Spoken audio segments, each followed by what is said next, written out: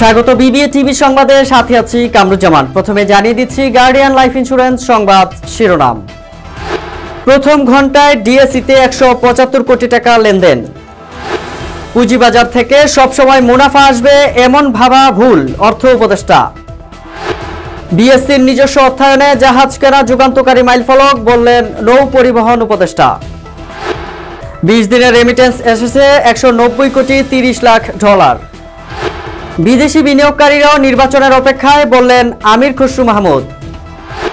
শুনছিলেন সংবাদ শিরোনাম, এবারে বিস্তারিত। জীবন অনিশ্চিত, তাই সময় মতো জীবনের ডাক শুনুন।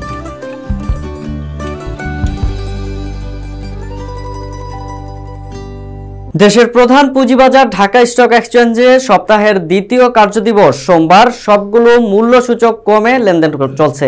এদিন বেলা 11টা পর্যন্ত যে কয়েকটি কোম্পানির শেয়ার দাম বেড়েছে তার চেয়ে দ্বিগুণেরও বেশি সংখ্যক কোম্পানির শেয়ার দাম কমেছে। একই সময়ে আগের দিনের তুলনায় লেনদেনও কমেছে 5 কোটি টাকার বেশি। মোট লেনদেন হয়েছে 175 কোটি টাকার শেয়ার। বাজার বিশ্লেষণে দেখা গেছে বেলা 11টা পর্যন্ত দেশের প্রধান পুঁজিবাজার ডিএসইএক্স মূল্যসূচক আগের দিনের তুলনায় 23 পয়েন্ট কমে 5358 পয়েন্টে দাঁড়িয়েছে। আর শরিয়া কোম্পানিগুলোর সূচক ডিএসইএস 5 পয়েন্ট কমে 1155 পয়েন্টে অবস্থান করছে। এছাড়াও বাছাই করা ভালো 30 কোম্পানির নিয়ে গঠিত ডিএসই 30 সূচক আগের দিনের তুলনায় 9 পয়েন্ট কমে 2075 পয়েন্টে নেমেছে। প্রথম ঘন্টায় ডিএসইর লেনদেনে অংশ নেওয়া 381টি প্রতিষ্ঠানের শেয়ার ও ইউনিটের মধ্যে দর বেড়েছে 95টির, বিপরীতে কমেছে 215টির, আর 76টির দর অপরিবর্তিত ছিল। বেলা 11টা পর্যন্ত ডিএসইতে মোট 175 কোটি 43 লাখ টাকার সিকিউরিটিজ লেনদেন হয়েছে। এ সময় পর্যন্ত 180 কোটি 65 লাখ টাকার শেয়ার ও ইউনিট লেনদেন হয়েছিল। অর্থাৎ দিনের ব্যবধানে প্রথম ঘন্টায় লেনদেন কমেছে 5 কোটি 22 লাখ টাকা। পুঁজিবাজার থেকে সবসময় মুনাফা আসবে এমন ধারণা ভুল বলে জানিয়েছেন অর্থ উপদেষ্টা ডক্টর সালেউদ্দিন আহমেদ। তিনি বলেছেন, এটিকে যদি কেউ নিয়মিত আয়ের স্থায়ী উৎস মনে করে তবে তা বিনিয়োগকারীদের জন্য বিপদ ডেকে আনতে পারে। মূলধন বাজারে যেমন মুনাফার সুযোগ আছে তেমনি ক্ষতির ঝুঁকিও রয়েছে। তাই বিনিয়োগকারীদের সচেতন হতে হবে যে শেয়ার ও বন্ড কেনা মানে কখনো কখনো ক্ষতিরও ভাগ করে নেওয়া। সোমবার রাজধানীর ঢাকা স্টক এক্সচেঞ্জ ভবনের অডিটোরিয়ামে আয়োজিত বাংলাদেশ বন্ড ও সূচক বাজার উন্মোচন, রাজস্ব ক্ষেত্র, অবকাঠামো সরবরাহ এবং ইসলামী মানি মার্কেট উন্নয়ন শীর্ষক সেমিনারে তিনি এসব কথা বলেন। সালেউদ্দিন আহমেদ বলেন, বাংলাদেশে মূলধন বাজার এখনো উন্নত হয়নি। সরকারি বন্ড সেগমেন্ট থাকলেও সেখানে বেসরকারি খাতের অংশগ্রহণ খুবই কম, আর শেয়ার বাজার প্রায় নগণ্য। ফলে অর্থায়নের ক্ষেত্রে বড় প্রকল্পগুলো ঝুঁকি ভাগাভাগি না করে কেবল ব্যাংকের উপর নির্ভরশীল হচ্ছে। এতে ঋণ খেলাপি ও তহবিল অপব্যবহারের ঘটনা ঘটছে, যা দেশের জন্য বড় ট্র্যাজেডি। অথচ প্রকৃতপক্ষে ঝুঁকি ভাগাভাগি করতে হলে মানুষকে বন্ড, ডিবেঞ্চার ও শেয়ারে বিনিয়োগ করতে হবে। ব্যাংক থেকে শুধু ঋণ নেওয়া এবং পরে তা ভুল খাতে ব্যবহার করা কোনো সমাধান নয়। তাই মূলধন বাজারে বেসরকারি খাতের অংশগ্রহণ নিশ্চিত করতে হবে এবং বিনিয়োগকারীদেরও বুঝতে হবে যে এখন ঝুঁকি যেমন আছে তেমনি লভ্যাংশ বা মুনাফার সম্ভাবনাও আছে। নৌ পরিবহন মন্ত্রণালয়ের আওতাধীন বাংলাদেশ শিপিং কর্পোরেশন নিজস্ব অর্থায়নে 2টি আধুনিক বাল্ক ক্যারিয়ার জাহাজ কেনার সিদ্ধান্ত হয়েছে। বিএসসি ও সরবরাহকারী প্রতিষ্ঠান হেলেনিক ড্রাই বাল্ক ভেঞ্চার্স এলএলসির মধ্যে জাহাজ সরবরাহ চুক্তি সই অনুষ্ঠিত হয়েছে।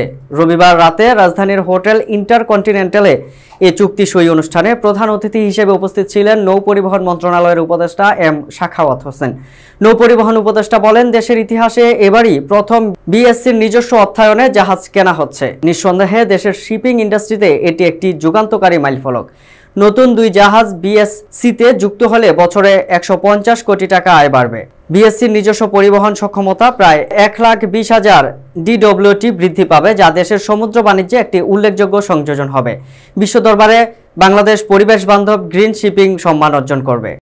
চলতি মাস সেপ্টেম্বরের প্রথম 20 দিনে 190 কোটি 30 লাখ ডলার রেমিটেন্স বা প্রবাসী আয় এসেছে দেশে। দেশীয় মুদ্রায় প্রায় 23,216 কোটি 60 লাখ টাকা। বাংলাদেশ ব্যাংক সূত্রে এ তথ্য জানা গেছে। বাংলাদেশ ব্যাংকের নির্বাহী পরিচালক ও মুখপাত্র আরিফ হোসেন খান জানান, সেপ্টেম্বরের 20 দিনে 190 কোটি 30 লাখ ডলারের রেমিটেন্স এসেছে, যা গত বছরের একই সময়ের চেয়ে 28 কোটি 90 ডলার বেশি। গত বছরের একই সময়ে রেমিটেন্স আসার পরিমাণ ছিল 161 কোটি 40 লাখ ডলার। আর চলতি 2025-2026 অর্থ বছরের প্রথম মাস জুলাই থেকে সেপ্টেম্বরের 20 দিন পর্যন্ত 680 কোটি 30 লাখ ডলার, যা গত 2024 থেকে 2025 অর্থ বছরে এসেছিল 575 কোটি 20 লাখ ডলার। অর্থ বছর হিসাবে গত অর্থ বছরে একই সময়ের চেয়ে 105 কোটি 10 ডলার বেশি এসেছে, যা প্রবৃদ্ধি হয়েছে 18.30%।